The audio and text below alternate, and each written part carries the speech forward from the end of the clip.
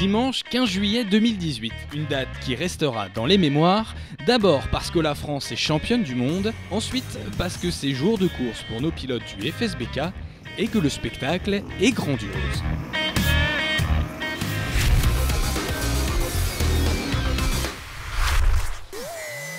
Généralement en pré-Moto 3, il y a du spectacle à tous les étages, et ce spectacle, Clément Rouget nous l'a offert pendant plusieurs tours, mais la mécanique lui fait défaut.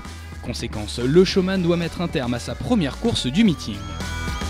En revanche, sa bagarre pour les places sur le podium, Boudin, Perrin, Luciano et Lapierre sont dans le coup. Disputés jusqu'au bout, nos jeunes pilotes s'en sont donnés à cœur joie. Au passage sur la ligne, la victoire revient à Alexis Boudin, Marceau Lapierre et Lorenzo Luciano complètent le podium. Dans l'après-midi, pas de débat, Clément Rouget maîtrise son sujet et remporte la deuxième course avec plus de 15 secondes d'avance sur Lapierre et Boudin.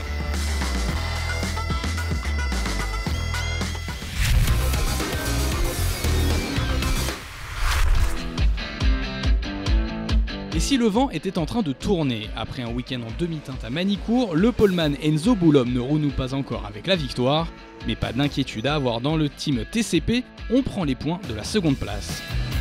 Pourtant Boulom est bien parti en faisant partie du groupe de 5 devant, moins d'une seconde d'écart entre les deux Guillaume, Antiga et Raymond, Maximilien Beau et Louis Bull.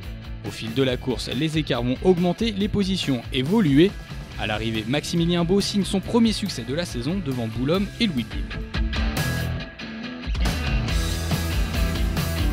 Pour le deuxième acte, la chute d'Enzo Boulom provoque un drapeau rouge dans le dernier tour. Conclusion, Guillaume Raymond l'emporte devant Maximilien Beau et Louis Bull. Gaëtan Materne est le meilleur trophée Pirelli.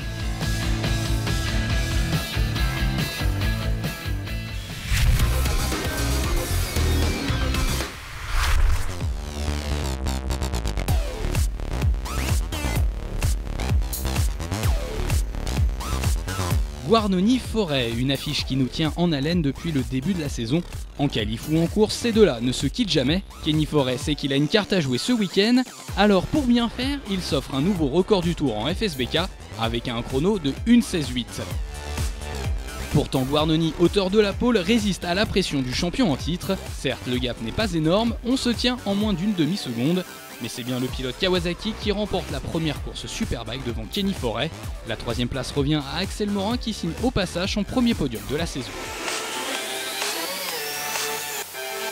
En fin de journée, le même ordre est respecté. Guarnoni réalise le doublé devant Kenny Forêt. Axel Morin enchaîne avec un deuxième podium consécutif. Le meilleur challenger s'appelle Jonathan Hugo.